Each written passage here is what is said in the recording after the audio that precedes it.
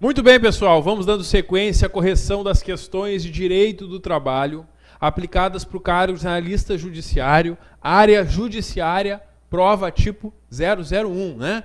Mais 4 questões para finalizar a correção da parte aqui de direito do trabalho. Pessoal, a questão 55 trouxe mais uma novidade da Lei 13.467 da Reforma Trabalhista. Ela envolve o teletrabalho, como era esperado, né? Inclusive, na questão discursiva para o cargo de analista judiciário da área judiciária, a questão discursiva foi baseada principalmente nessa alteração aqui e também um pouco sobre a nova forma de extinção do contrato de trabalho, que é por meio de acordo, né? Uma questão discursiva também muito bem elaborada e bem atual.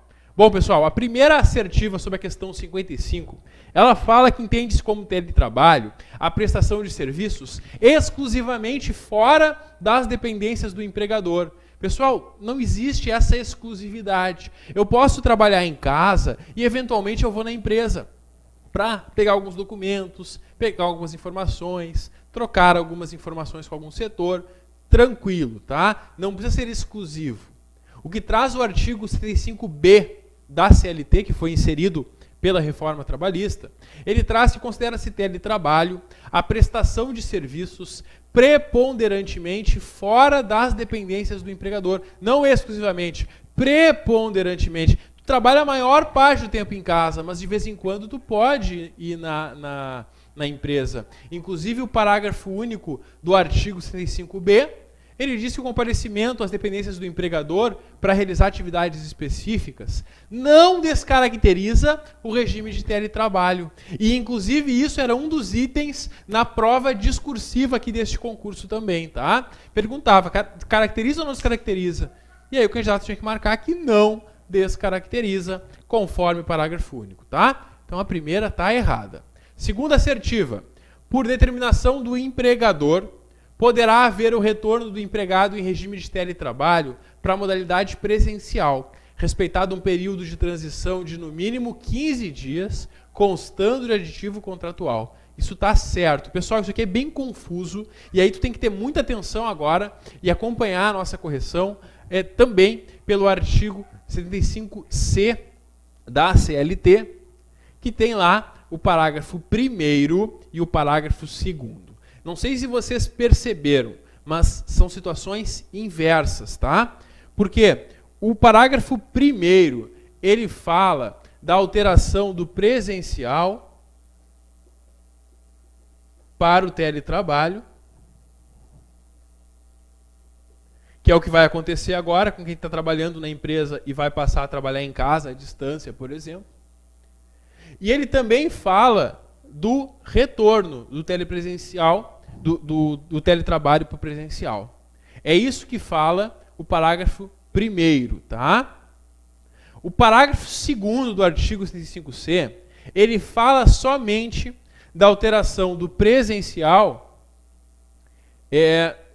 do teletrabalho para o presencial. É ir de casa para a empresa, tá?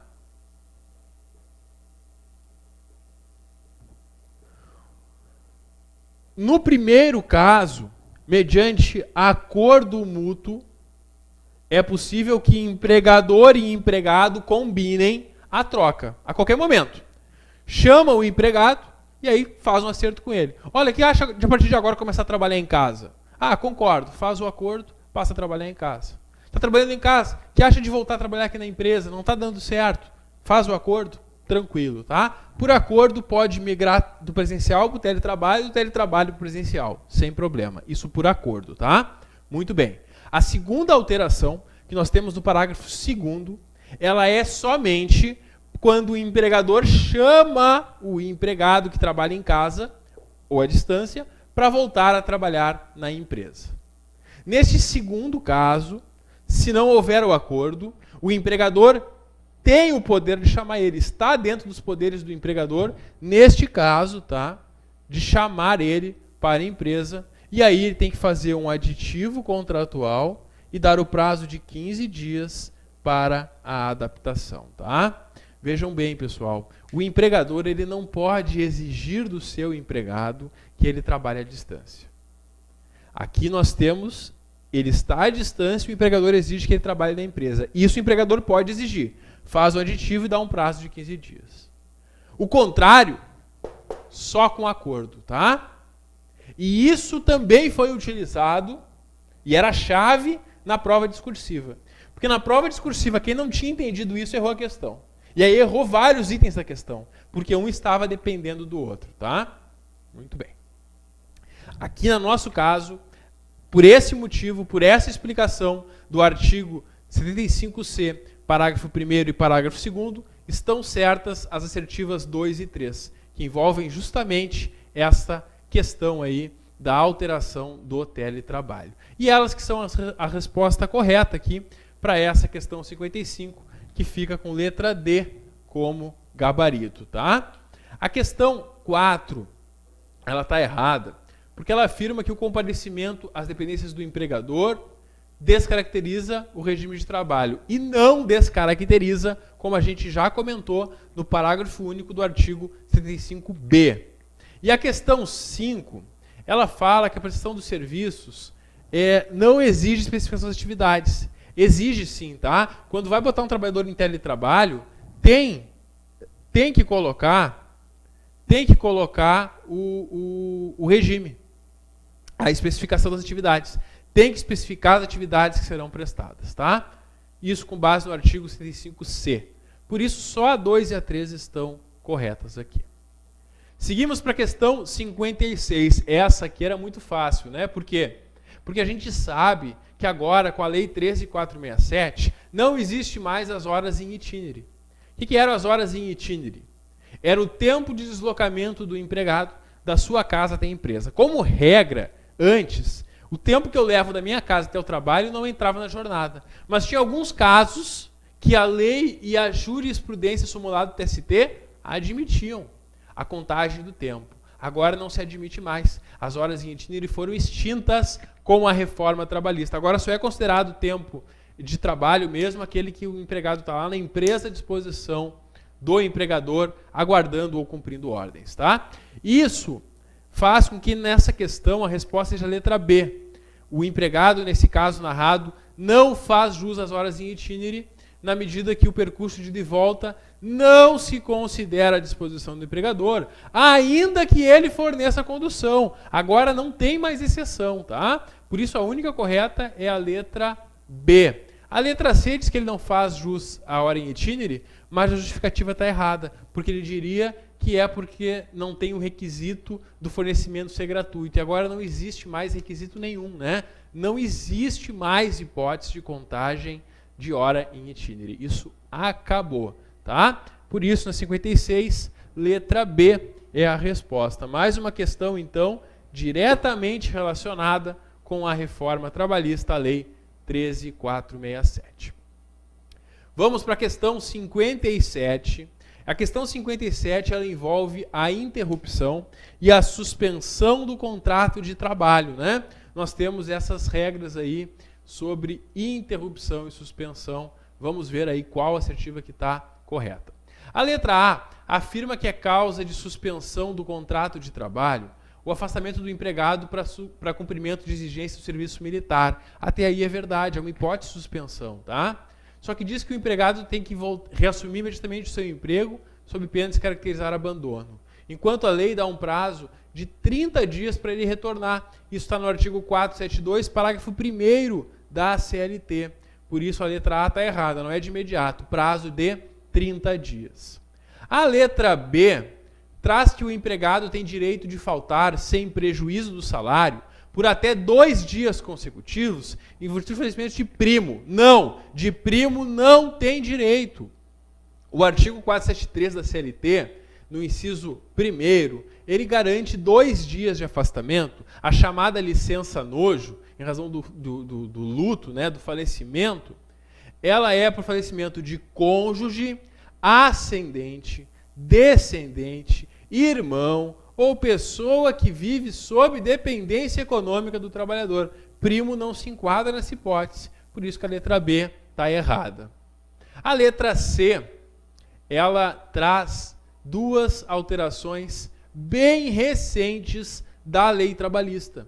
No ano de 2016, a Lei 13.257, ela inseriu mais duas situações que permitem, lá no artigo 473, que o empregado falte ao trabalho sem nenhum prejuízo, que é uma hipótese de interrupção do seu contrato de trabalho. Esses incisos são os incisos 10 e 11 do artigo 473, que é possível, então, até 2 dias para acompanhar consultas médicas e exames complementares durante a gravidez da esposa ou companheira, e também 1 dia por ano para acompanhar um filho de até 6 anos em consulta médica. 2 novos direitos que estão assegurados aqui na CLT para os trabalhadores. Então, uma questão que também foi recente. Ela não se baseou na reforma trabalhista de 2017, mas cobrou 2 novidades de 2016, né?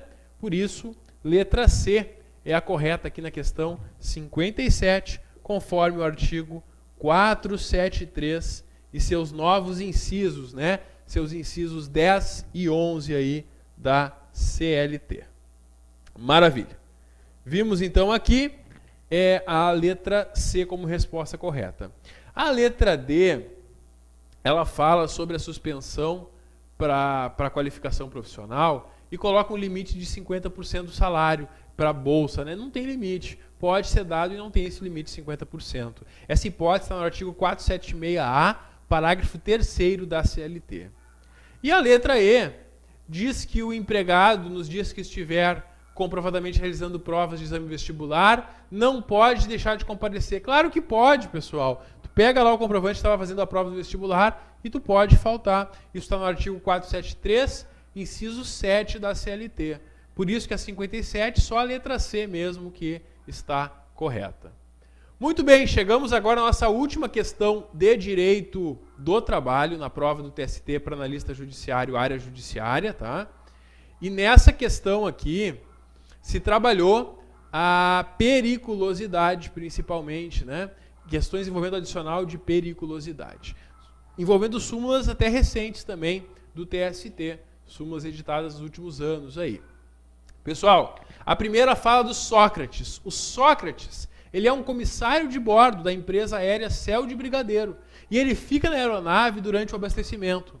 Você sabe, né, quando tu viaja num voo, né, quando o voo aterriza em alguma localidade, algum aeroporto, ele tem que abastecer. E o pessoal da equipe de bordo não necessariamente desce do avião.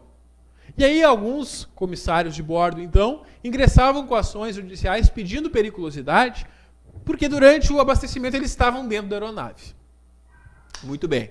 O entendimento consolidado pelo TST na súmula 447 é que os tripulantes demais empregados em serviços auxiliares de transporte aéreo que permanecem a bordo durante o abastecimento não têm direito ao adicional de periculosidade. Então, conforme a súmula 447, o Sócrates não vai ter direito à periculosidade. Segundo caso, o Mercúrio, ele é motorista da empresa Astro Rei Limitada e ele realiza entregas utilizando habitualmente o carro. Esporadicamente, na ausência do carro, ele realiza entrega de motocicleta. O trabalhador em motocicleta recebe periculosidade, mas ele não usa a motocicleta, ele esporadicamente pega quando o carro não esteja disponível, tá? Nesse caso, pessoal, é considerado um contato eventual na fórmula da súmula 364 do TST, não fazendo jus, então, o Mercúrio a esse adicional de periculosidade, tá? Terceira situação. O Netuno é vigilante bancário, trabalha na escala 12/36 e porta arma de fogo. Vigilante tem direito, está no artigo 193 da CLT, tá? Esses profissionais, então, de segurança pessoal patrimonial, eles possuem o direito à periculosidade, sem problema nenhum. E o item 4 fala do Zeus. O Zeus ele é empregado da empresa Atenas Geradora de Energia Elétrica e ele trabalha na função de eletricitário, adentrando em área de risco uma vez ao dia e lá permanecendo por 5 minutos. Então, todo dia, ele entra numa área de risco e ele fica exposto, né? E na jurisprudência do TST, uma das coisas que mais se deu importância na proteção e no direito à periculosidade é justamente para os eletricitários, né? Então, nós temos aqui que os eletricitários, nesse caso, os EUs, no caso, né, ele é considerado intermitente. E como intermitente, ele faz jus ao adicional de periculosidade. Ambos, tanto o Netuno quanto os EUs, eles têm de forma integral. Eles não estão, em hipótese, em condição para receber proporcional. Eles recebem integralmente o adicional de periculosidade, tá? Que é de 30%, como a gente sabe. Então é isso. Nessa questão, a letra A é a resposta correta, com base nas súmulas do TST e também no artigo, né, 193, aí, que é o artigo que trata da periculosidade na CLT. Então é isso, pessoal. Espero que tenham saído bem na prova. E quem ainda não fez e vai fazer algum concurso de TRT, não deixe de revisar esses assuntos e não deixe de revisar tudo que tem de mais atualizado. Porque algo que ficou bem claro aqui na prova do TST é que a banca Carlos Chagas ela está cobrando exatamente as alterações mais atuais e recentes de direito do trabalho, especialmente dos anos de 2016 e principalmente 2017, né? Lei das gorjetas, Lei da terceirização e, claro, a Lei 13.467, que é a reforma trabalhista, que fez uma série de alterações. E teve muita alteração da lei que não foi cobrada nessa prova. Nos próximos concursos, com certeza, vão aparecer as outras alterações. Segue firme no estudo, que todo o teu esforço vai ser recompensado. Um grande abraço e até a próxima.